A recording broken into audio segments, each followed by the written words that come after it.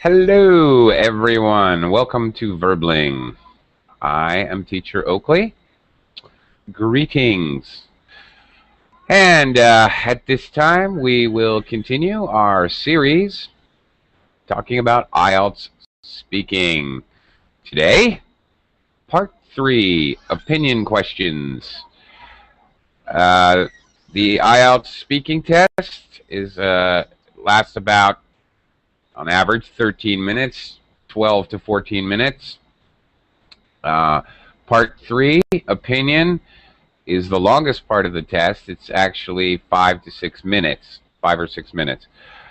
In this part of the test, you'll be answering opinion questions. Now, in part 2 of the test, you're going to have a description. You're going to describe a situation or a person or maybe an object or a place. The basic topic in part 2 carries over to part 3. So if you're talking about traveling in part 2, if you're describing a trip you took, then part 3 you'll be answering questions about tourism and travel and how it affects economy or things like that. For example, what we're gonna do today, we're gonna just look at the questions. We're gonna listen to a brief audio of an example of an actual IELTS test taker. We're gonna talk about that a little, and then we'll spend the remainder of the class. I'll be asking students opinion questions and giving you feedback. So that's what we're going to do today. Hello, Alberto. How are you? Alberto, welcome. Hello. Hello, Hi. teacher. I'm fine, and you? Good, good. Welcome to the class. Hello? Hi. Yeah, I can hear you. Alberto. You hear me? Yeah, I can hear you fine. Can you hear me? Yes, I'm fine. Okay. All right. Where are you from, Alberto? I'm from Spain. Okay. Do you have any future... And it's my first time here. Oh, okay. Well, welcome to Verbling and welcome to the class. Thank you. And do you have any plans to take an IELTS or a TOEFL test in the future? Or TOEIC or CAE or anything like that? To take? Yeah, I was asking if you have actual plans to take an IELTS test. I can understand you. Oh, okay. I'm sorry. This class is a study group to prepare for an IELTS or International English Language Test. Yeah. However, we are talking about expressing or giving opinions today. So this class will be valuable for any English second language speakers. I was just curious if you had plans to take an IELTS test. That's all. No, I have no plans. Okay. I only... That's okay. That's all right. No problem. I'm going to just say a quick hello to your classmates, and then we'll get started. Hello, Fernando. How are you? Oops. What happened? Oh, my goodness. Hi, Igor. How are you today? Hi, Oakley. I'm doing well. How about you? I'm doing well as well. Thank you. Okay, we'll talk later. Hello, Inga. Hi, Oakley. Hi, Inga. Do you work for BMW? Yeah. Really? Nice product placement there. Okay. No, it's just my favorite car.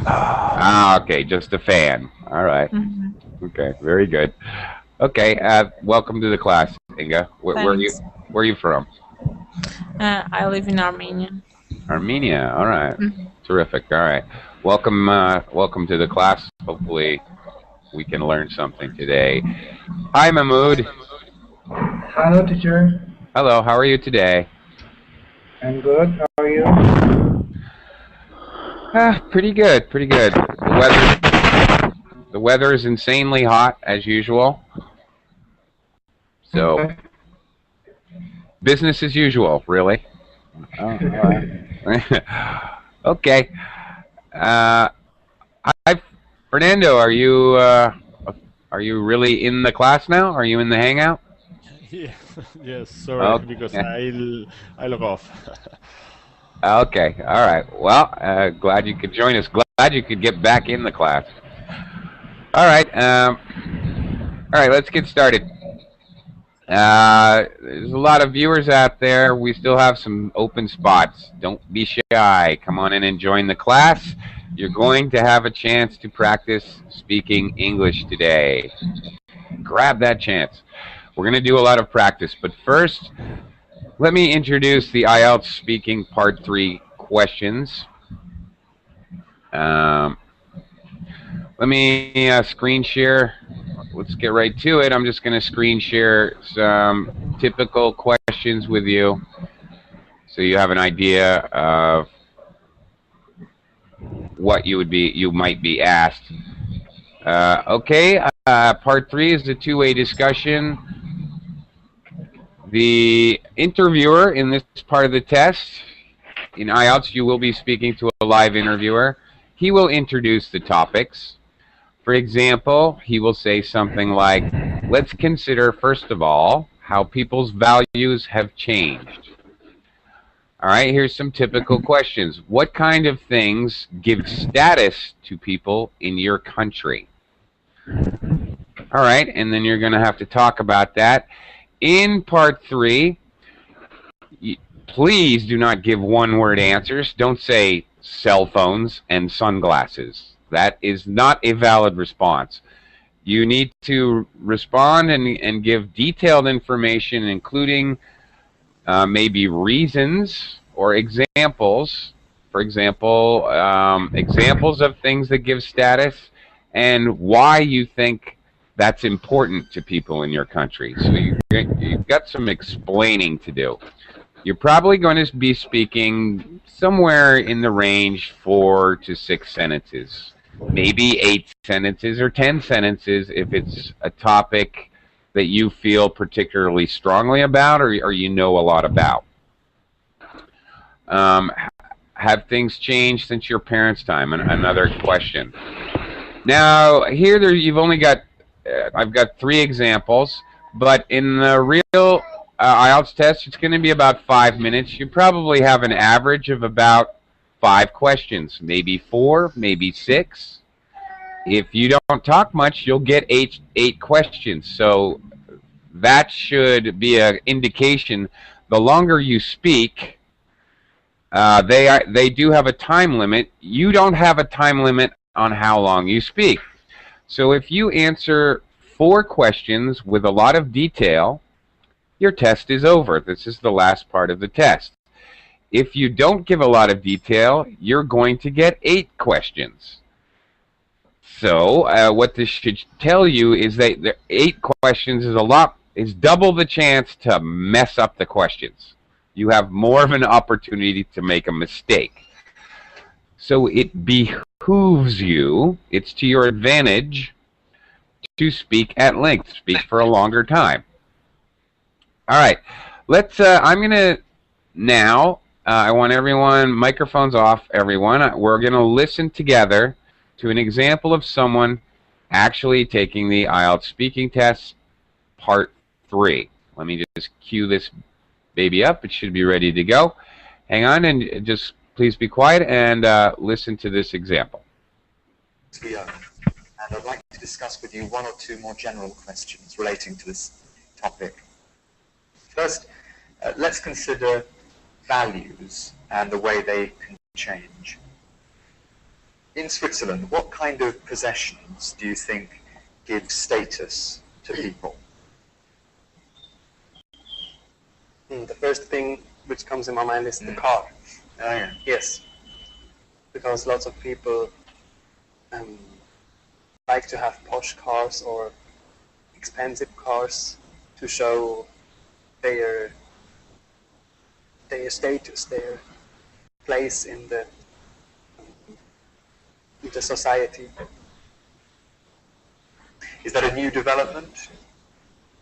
No, I think it isn't. People have thought like that for quite a long time. Yes. Another thing is probably the clothing. It starts already when you are young.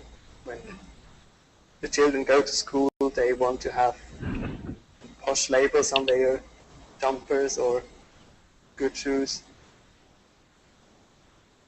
What do you think of this way of thinking, that I need to have a car or certain clothes to show my status? Probably it's sometimes a replacement for something you don't have.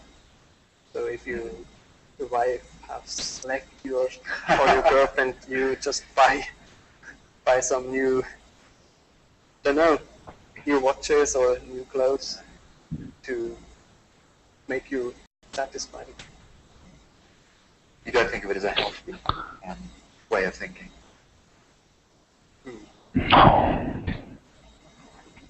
It's probably almost to yourself.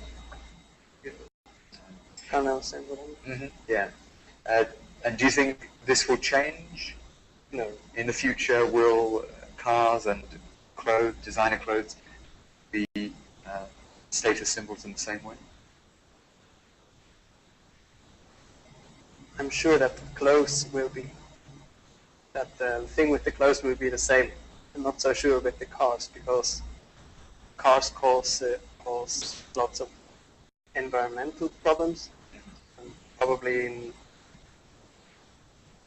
in some few years, this will change, because it's not reasonable to drive a car. Tell me a little bit more about that. Okay. There we go. That was an example. What score did you take that person who answers? Well, let's talk about that, Igor. Thank you for He's asking. non-confident. He speaks like he's something wrong with him. Ah, you think he speaks lacking confidence. Well, thanks for bringing that up. Actually, that is in fact part of the scoring. Do you sound Me with my confident? English, I would speak more faster. Like Oh, okay. Be careful of that. Yes, not really when he was speaking. Well, there's two things actually. He's using. The problem is he's hesitating. He's using pauses, and he's obviously thinking about a phrase he wants to say or vocabulary words he wants to use. And then he speaks. Then his pace of speech, his rhythm when he does talk, when he's figured it out, is good, actually. Speaking really fast and talking like this is not a good idea in the speaking test. This is actually a very bad thing to do because you're probably going to make mistakes if you're speaking this fast. not so fast, but Right. 1.5 faster than him. Not Okay. two, but 1.5. How to say? Well, the key is an even pacing. There is no. Some people naturally, even in your own native languages, some people speak faster than other people. Some people talk fast like this. Other people have a more measured pace of speech, but they speak at an even pace. They stay at that pace, and they don't have long pauses in between their phrases. So the pace, as long as it's even, is okay. The speed is okay. It's the hesitation and pauses that are going to kill you. And I know that's what you're talking about, Igor. He doesn't sound confident. That's because he's pausing a lot. And I agree with you. For me, he sounds strange, like an English speaker. I don't know. I would speak more faster. You see, I do not speak very well, but I speak more faster. You speak without pauses. That's the key. how many words per minute is not what's important. It's the pacing. No long pauses in between the phrases. That's the key. But you're right. This is by no means is this a level 9 in Ielts band score. I should say I should use Ielts terminology. It is not a band 9 score. In Ielts, you get between a band 1 and a band 9 score. And how much he would get? Yes, or get.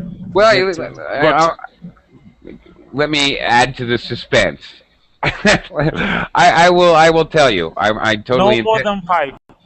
5? No, it's better than a 5, but 7. not a 9. 6.5, not 6. 6.5, Mahmood? 6, around 6, maybe. Yeah, actually, all right. Since you already called it, and you know why I say that? I would say that. Because Oakley, you know why I say that about him? Because this question is very easy to speak about. This is it's not something complicated to tell about. But that interview asked what, and he didn't know what to say. Yeah, well, he starts out very quickly. He said the first thing that comes to mind is cars. So, really, he should have given some examples. He should have talked about, for example, Porsche, Mercedes, Audi. You know, you see people driving those all the time, and they're the same people that buy new clothes and always have a gold chain on their neck. He could have thought about examples. Who are people who drive Mercedes in cars and who brag about their car? You know, he didn't do that. He just had the idea and did not really support it with reasons or examples adequately. Or at least I didn't think so. Actually, I think Mahmood, you have a good grip on the scoring, Mahmood, because that's 6.5. That's right in the range I was thinking, actually. Teacher, I have an observation. I think may I share it with you? Oh, I wish you would. Thank you. First of all, I think that he started right away. As soon as the examiner finished asking him the question, I think he should have just 1 or 2 seconds or 3 seconds thought about what he's going to say. He didn't do that, and he started right away whatever came into his mind like first thing. And the reason I think he was taking so much pauses was he was thinking what to say next in these pauses. It just seems to me like that he was taking the pauses to think about that, what he was, and he was short of ideas.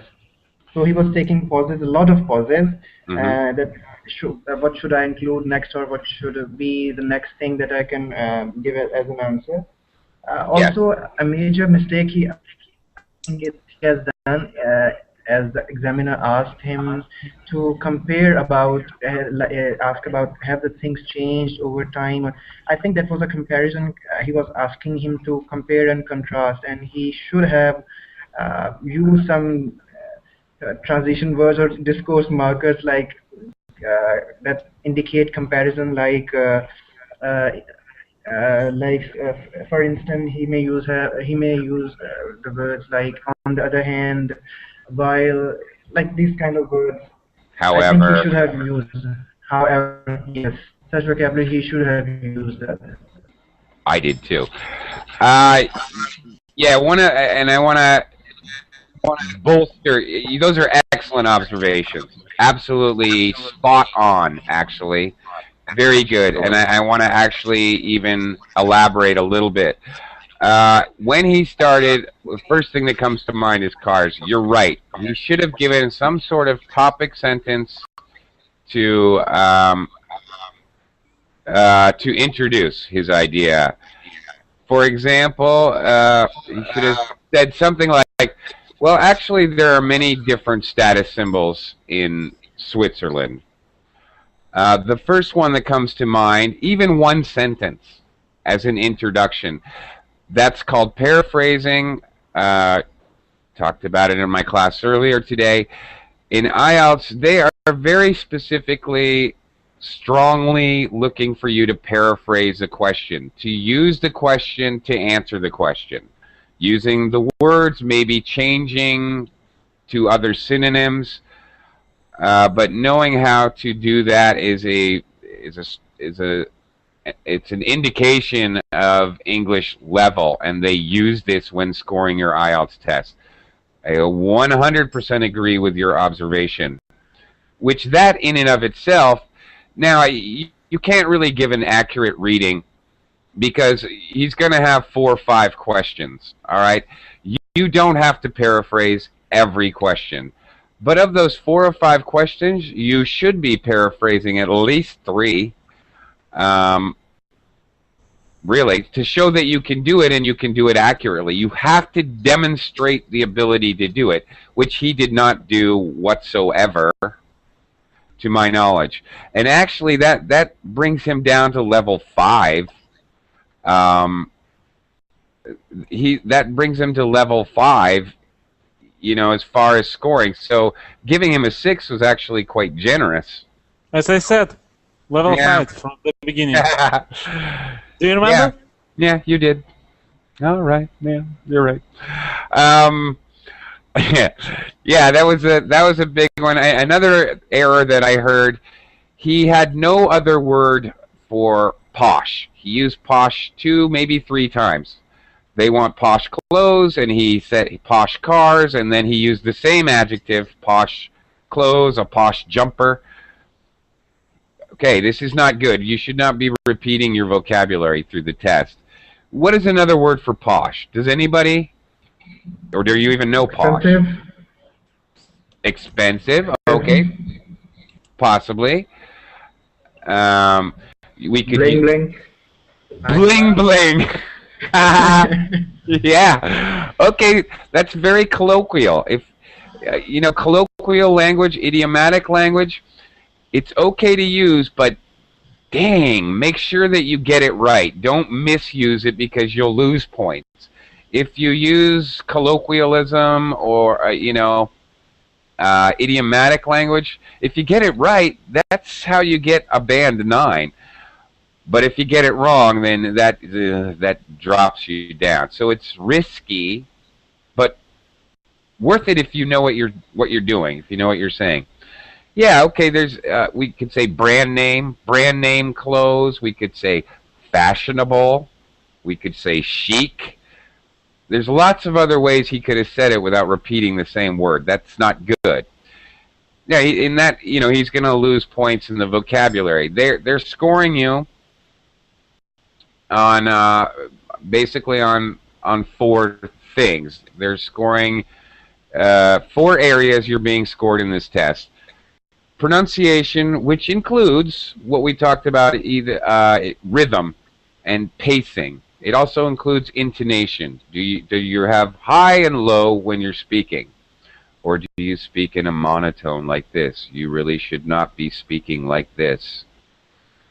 Right? Don't talk like a robot. Not good. You can't get a high-level score doing that.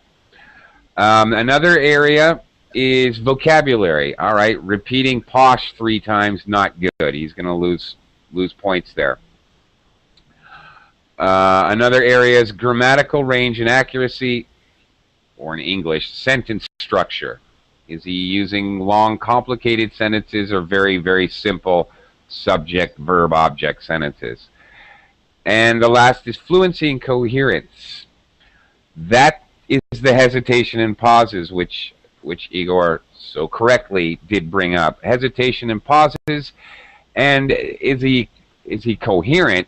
Is he actually, also this area has to do with, are you actually answering the question? It is, which brings me to a point. If you do not understand the question, please ask.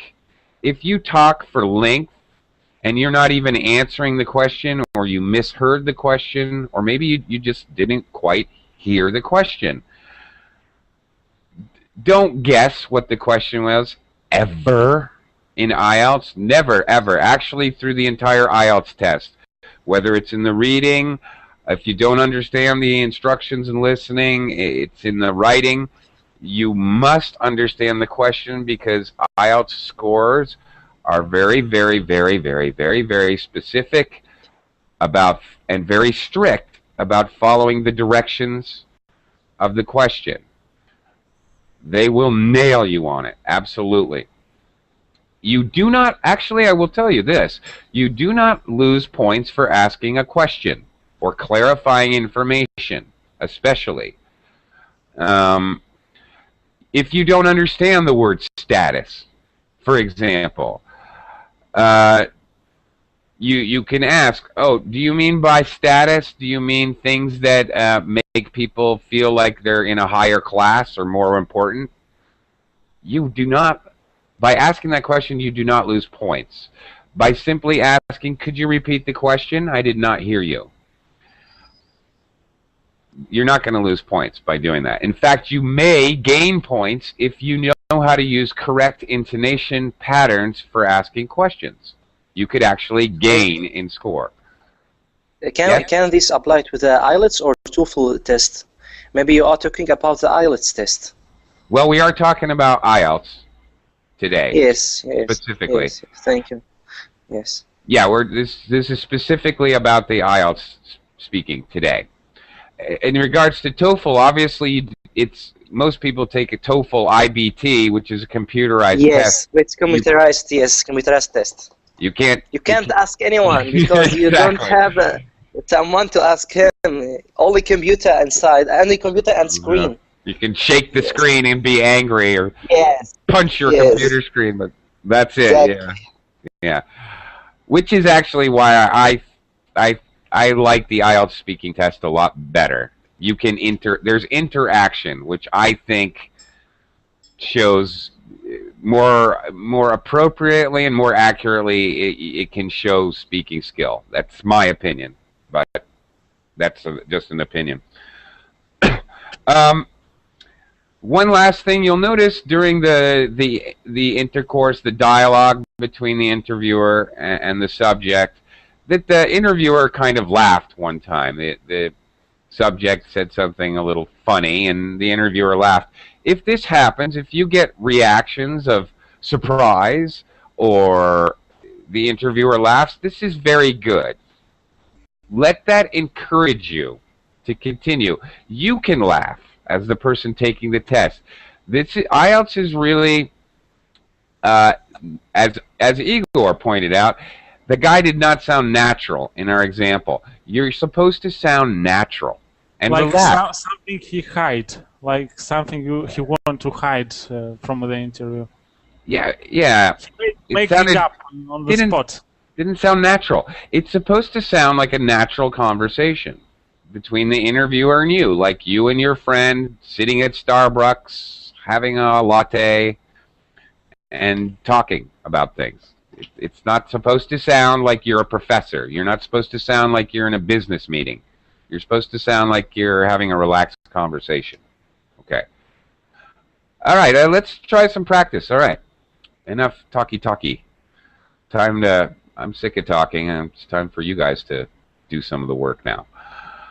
All right, let's, I'm going to just go around the room here, and I'm going to give you some sample topics, some different kinds of opinion questions that you might hear on the IELTS test.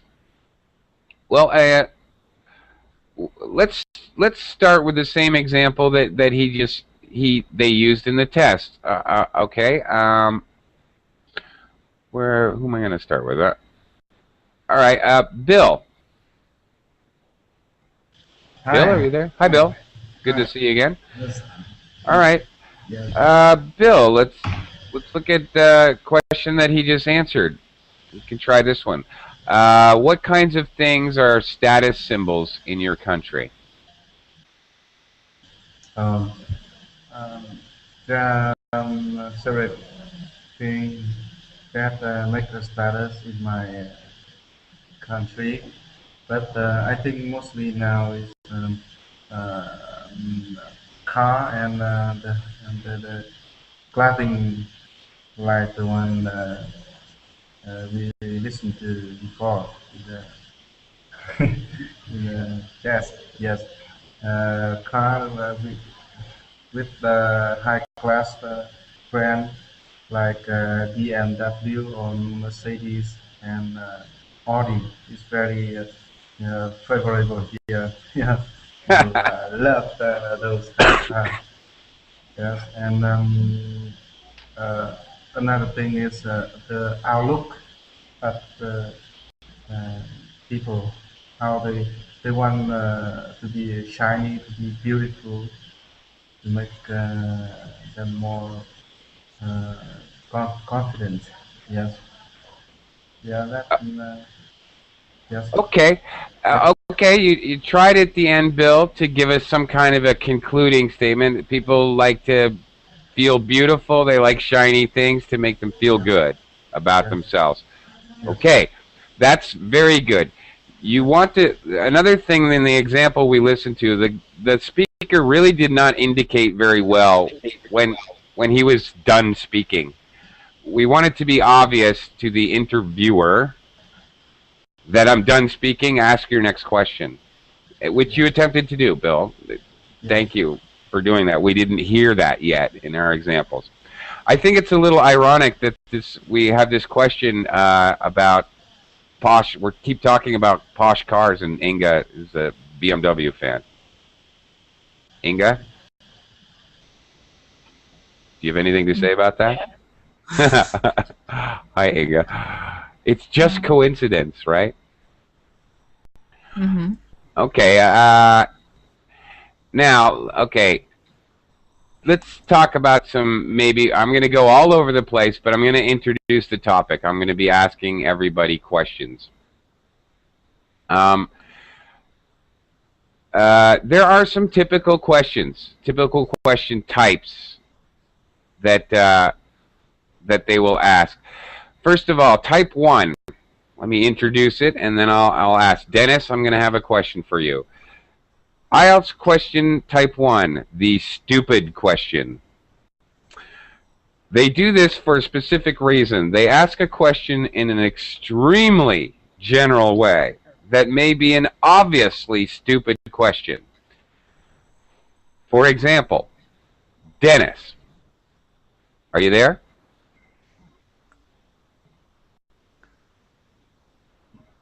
All right. Dennis, are you there? I can hear myself. I can't hear Dennis. All right, Igor, I'll have you try it. Okay, sometimes in order, I guess it's their attempt to confuse you. I'm not sure what, but they will ask a very simple and obvious question. Igor, is it important for people to have a proper diet? And how do you want to ask? I hear myself. Yeah, I'm gonna have. Thank you. No, no. Sorry, how do you want to answer to? And how much time do you want? I answer? Okay, there's no time limit in IELTS, so it's up to you to figure out how long you want to speak. In general, you're talking 4, 5, 6 sentences. If I speak more, it's better, okay. Yes? Yes. Okay. The worst thing that can happen if you speak more in an IELTS test is the interviewer will say, he'll actually hold out his hand like this, and he'll say, okay, thank you, that's enough. Thank you very much. But that's the worst thing that could happen. Question? Yes, I can. It's my example of the IELTS silly question. Is it important for people to have a healthy diet? I think, in my opinion, I think it's very important that people to have healthy diet, because if they eat healthy food, if they eat food that are prepared properly, they may live more, may they live a more better quality of they may have a better quality of life, so they may they may do not have problems with health. For example, if you eat food that is boiled, this is more healthy than food that is prepared on the, I don't know how to name, when you eggs, for example, on the, how to name this. Yeah, Oakley. I can't tell you. I'm the interviewer. I'm not allowed to tell you. Yes, but I will. Okay. Sample I know. I'm joking with you. Fried. Yeah, thank you. Yes, it's more healthy than fried food. So, for example, if you eat fried food, you may have the health problems in years in the future. So, my opinion that healthy diet is very important for people.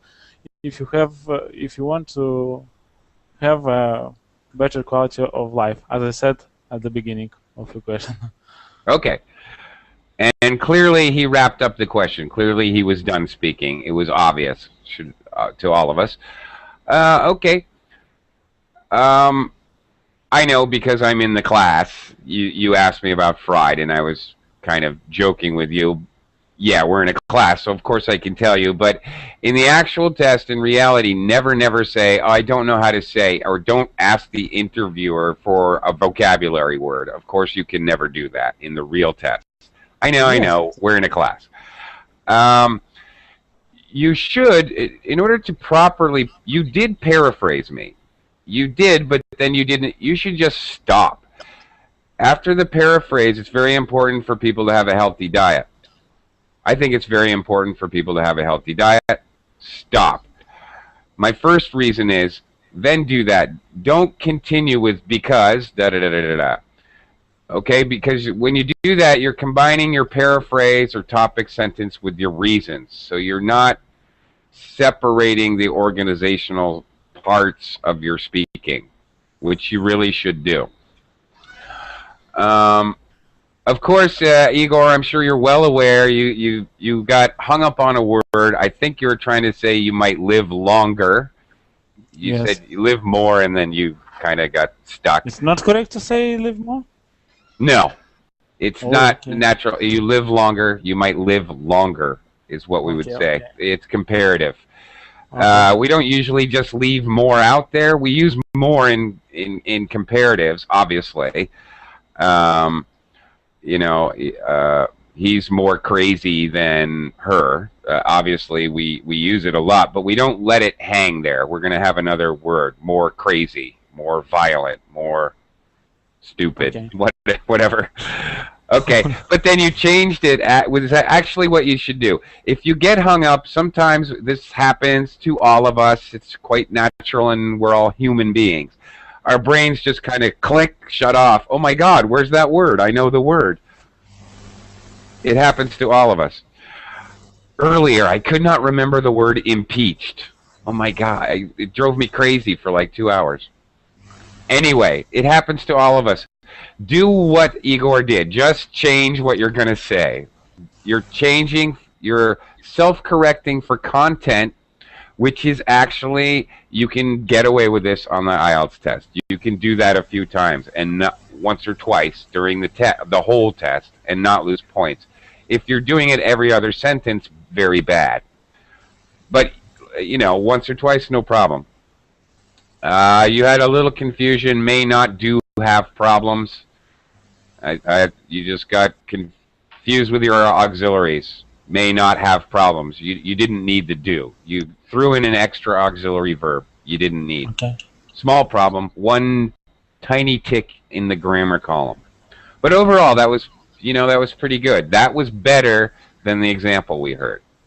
No yes, I speak more quickly. I do not like such people that speak, I don't know. So, because for me, I like when someone speaks with me very quickly. Yeah. Igor, you would not be good at being an English preliminary level, elementary level teacher. It would make you crazy. You need to have the patience of a saint, because you ask a question and they pause for like 1 entire minute. Yes. It takes a lot of patience. Okay. But I do not want to be teacher English. Yeah, I know. Because I think that you can be English teacher if you are native speaker teacher. Yeah. Good teacher. But if you are second language speaker, it's not okay to be. I cannot teach something good quality to be good quality for beginners. Okay. Okay. Let's move on. Inga, I'm going to ask you a question now. That is an example of the stupid question that I gave Igor. They do that because they ask you a question very generally to see if you are able to answer the question with specific details. Many times, someone taking the test, when asked a very general question, they feel, maybe because of their own culture, whatever, that they have to answer very generally. Absolutely not true. You notice that Igor gave me examples about frying eggs and very specific information. Good. You should. He did a good job answering this type of question. You should give details. Don't answer any of the questions very generally. They're not looking for that. The more detail you use, the better your score. All right, I'm gonna talk to Inga. Inga, you ready? Yes. I'm gonna give you another typical type of question that you might hear. Hang on a second. All right, I'm gonna talk to you about tourism. Okay, tourism and tourists and travel. How do you think tourism might change in the next 20 years? In my opinion, the tourism will change completely because of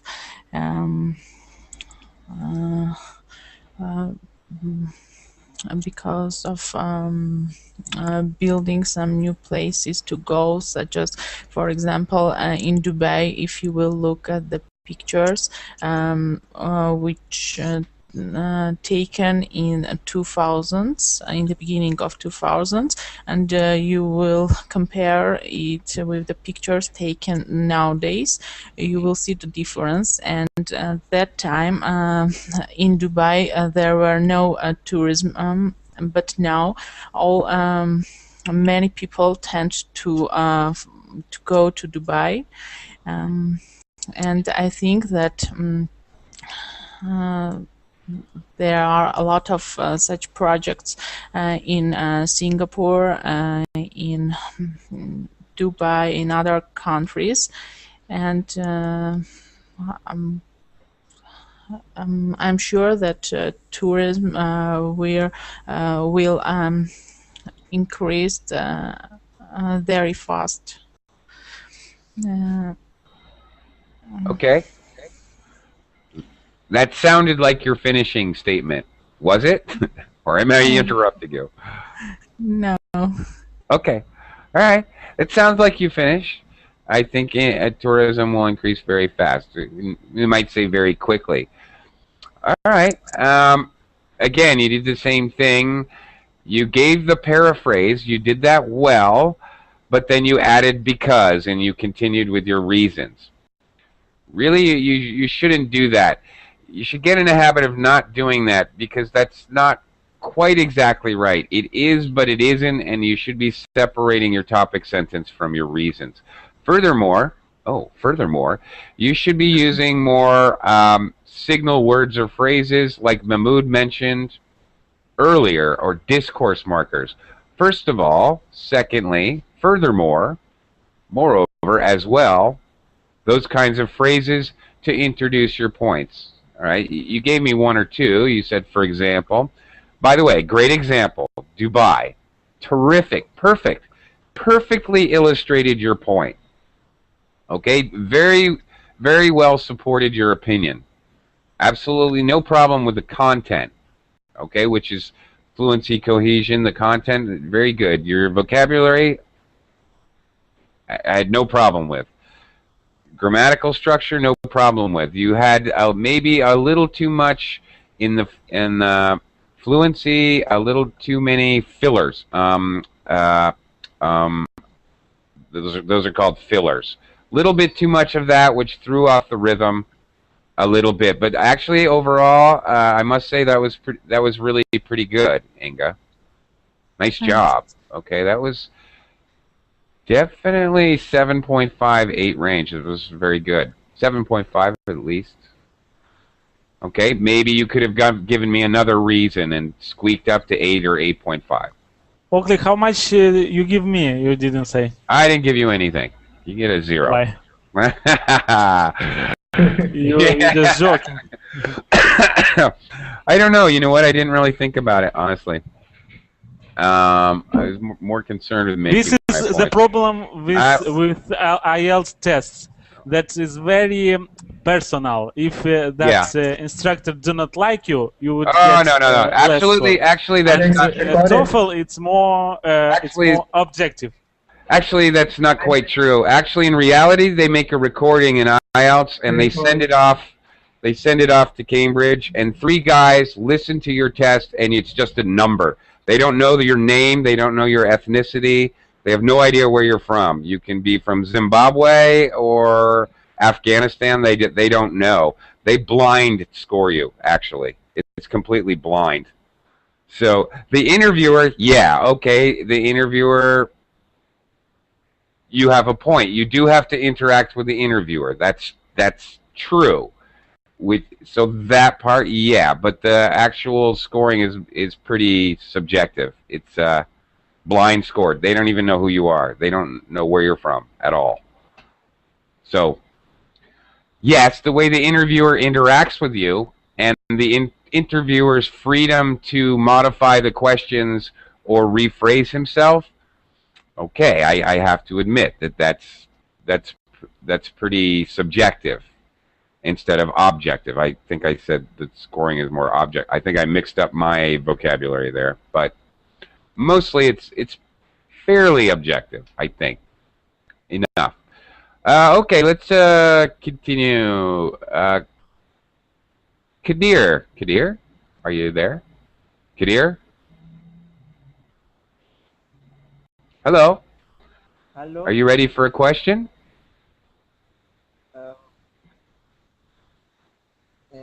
I'm sorry, my English Okay.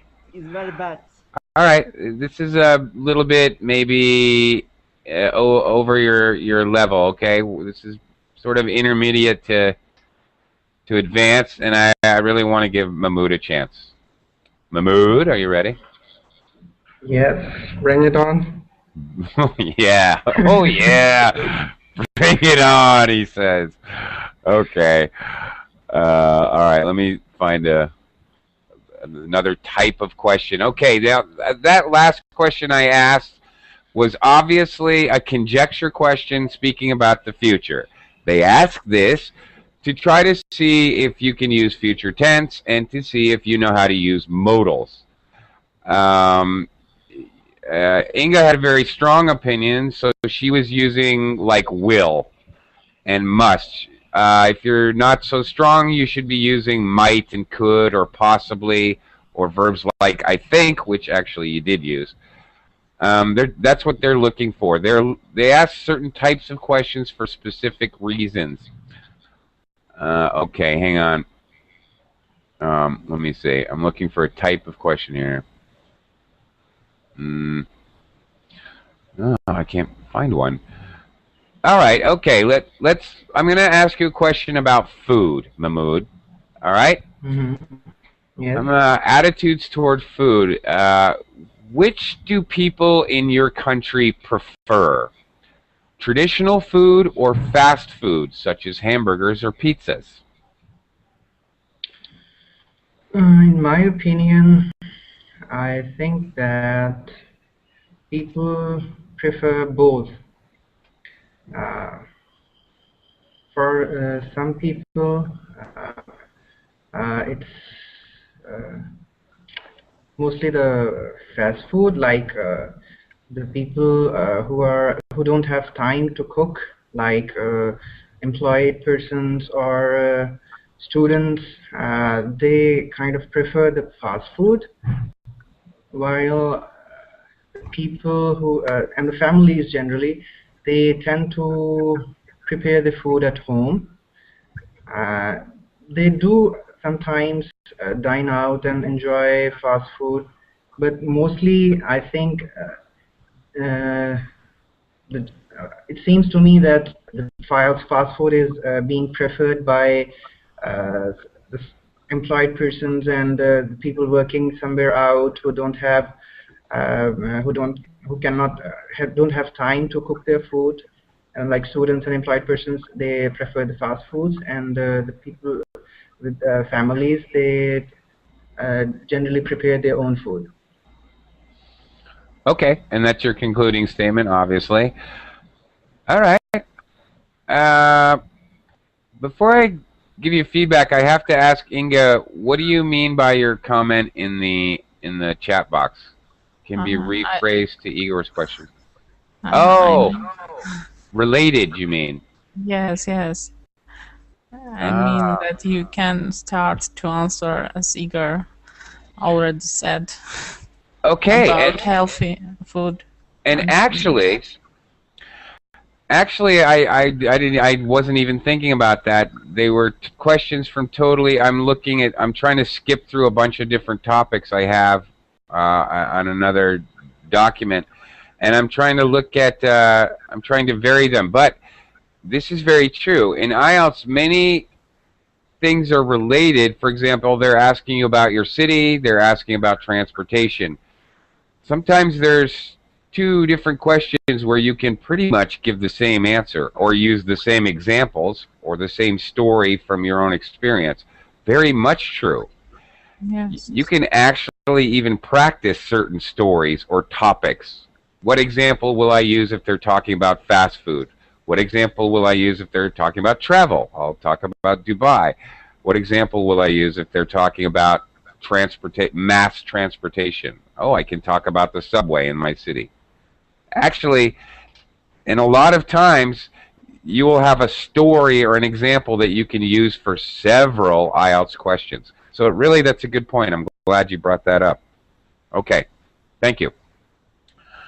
Okay, Mahmoud did something very interesting. He took the middle position. I would never recommend this in TOEFL.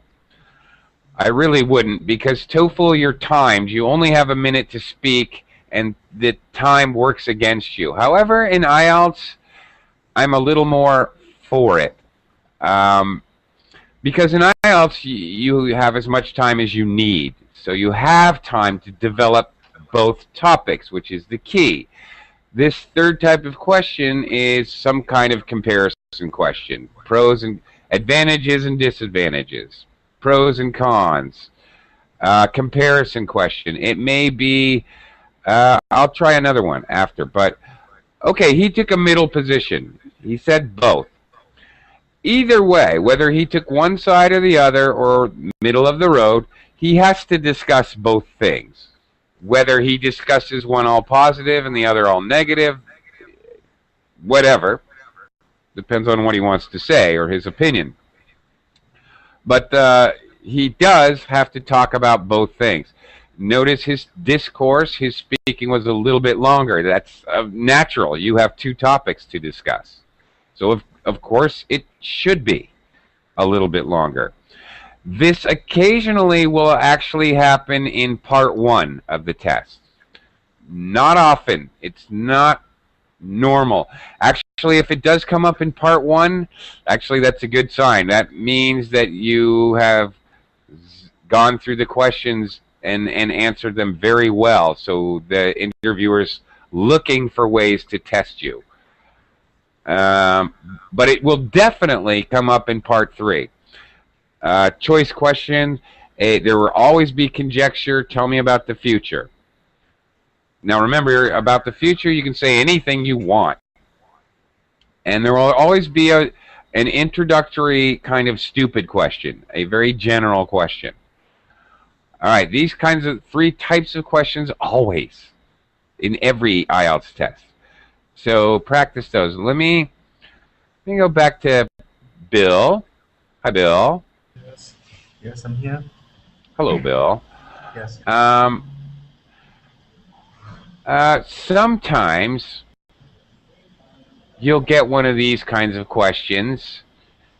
One of these, it's kind of general, but one of these, I guess, I don't know how to explain it, like a world question, solve the world's problems questions. I don't know. Bill, I'm going to talk to you a little bit more about food, all right, and attitudes about food. What can be done to prevent poor people in the world from going hungry? Save the world. Wow. Wow, it's a big question. Yeah, okay. As opposed to a simple, really easy, dumb question, this is like a general question that's huge. You know, how do you save the world? Well, the UN can't do it, but Bill's now going to do it. Okay, Bill, save the world for us.